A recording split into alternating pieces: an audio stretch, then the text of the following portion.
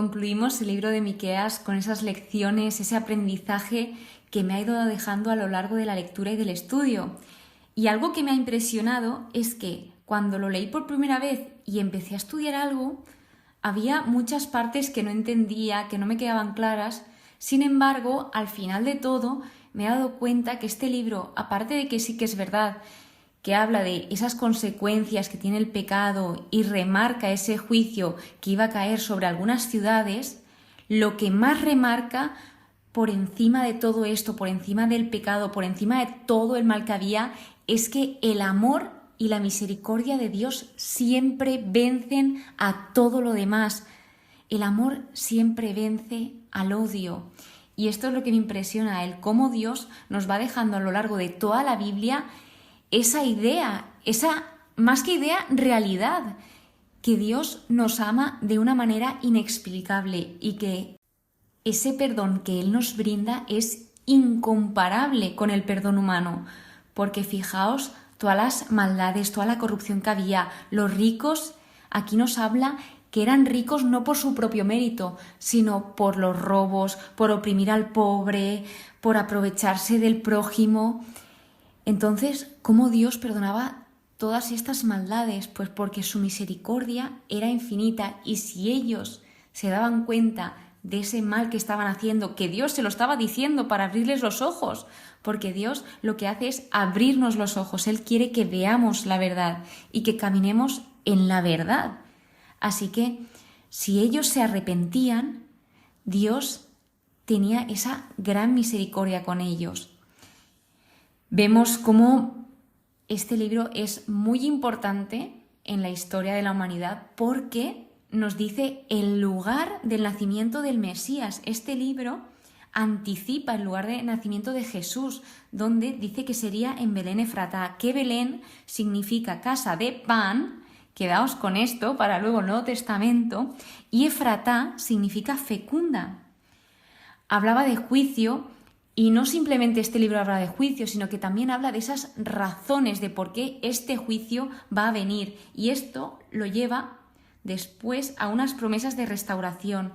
Habla de juicio, pero habla de esa esperanza y de esas promesas que van a venir, que no son solo para los mejores, para que me entendáis, sino que son para todos, para todas las clases sociales, para todos los tipos de personas, de todas las nacionalidades, de todas las ciudades, de todas las naciones. Entonces, luego de esto, vemos que es importante reconocer nuestros pecados, reconocer lo que hacemos, ya no solo ante Dios, sino ante los demás. Por mucho que nos pueda costar, es algo que dice mucho de nosotros el decir, oye, he fallado en esto, perdón, me he equivocado. El valor de decir la verdad. Esto es algo que admiro de todos los profetas porque no era fácil decir todas estas verdades y anunciar todos los juicios que iban a venir sobre, por ejemplo, el pueblo de Israel. Porque las personas lo que querían oír era lo que los falsos profetas les decían, que no se preocupasen, que iba a venir paz, que todo estaría bien, que a pesar de que ahora se viesen las cosas un poco nubladas, iba a venir paz. Y los profetas se plantaban aquí y decían, esto no es verdad lo que os están diciendo, va a venir un juicio, pero si os arrepentís y os volvéis a Dios, Dios tendrá misericordia y compasión de todos vosotros. Y bueno, pues cada uno tiene su libertad y Dios respeta la libertad, entonces algunos decidieron arrepentirse y otros siguieron rechazando a Dios. Que esto también se ve en un pleito que tiene Dios con el pueblo de Israel, que nos imaginamos ahí como en un tribunal, en un juicio que está Dios y el pueblo de Dios. Entonces Dios les está diciendo, pueblo mío, ¿qué te he hecho? ¿Qué te he hecho para que me contestes así, para que hagas todo esto? Respóndeme. Él muestra alguna de las cosas que había hecho por su pueblo.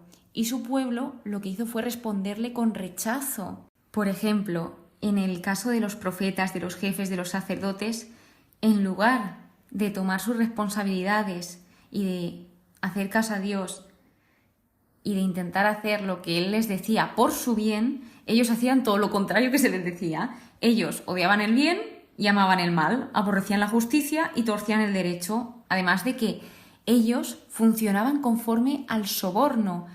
Los jueces, por ejemplo, no establecían justicia, eran sobornados y también había mucha corrupción. Entonces, una de las preguntas que Dios les hace a estas personas es: ¿no os corresponde conocer el derecho? Refiriéndose a la justicia. Y una de las lecciones que podemos aprender de aquí, entre otras muchas, porque es un tema que hay mucho del que hablar, es que hay que saber o intentar saber usar esos privilegios que se nos dan. A esta serie de personas se les dieron unos privilegios que no supieron utilizar de una buena forma, sino que lo utilizaron de la peor manera que lo podían usar. Vemos cómo el profeta tampoco se deleitaba en anunciar estos juicios, sino que él sentía mucha compasión, mucha tristeza por el pueblo. Él se compadecía de ellos. Habla de que Dios existe desde el principio, desde antes incluso del principio. Él es principio y fin, que todos los seres excepto Dios han sido creados. Recuerda quiénes eran ellos, de dónde venían, qué Dios había hecho por ellos, que lo que Dios quería de ellos no era un misterio, se lo remarcaba a través de los profetas, y es que lo que Dios quería de su pueblo era derecho, lealtad y humildad. Y una pregunta que le podemos hacer al Señor cuando no sepamos qué quiere de nosotros es: Señor, ¿tú qué quieres de mí?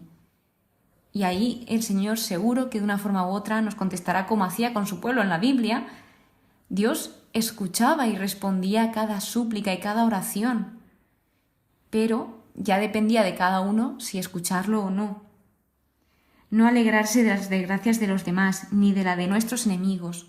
Esto era un consejo que se les daba, que a las otras naciones, mientras por ejemplo el pueblo de Dios estaba siendo oprimido, que no se alegrasen, porque nunca sabes si esa desgracia te puede llegar un día a ti de manera más fuerte.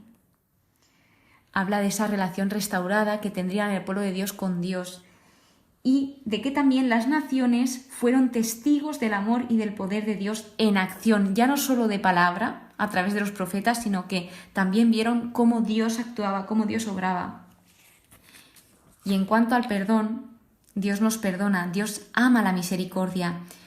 Entonces, una de las preguntas que me pude hacer leyendo esto es si Dios es capaz de perdonarme hasta este punto, hasta este nivel, aun habiéndole yo fallado millones y millones de veces.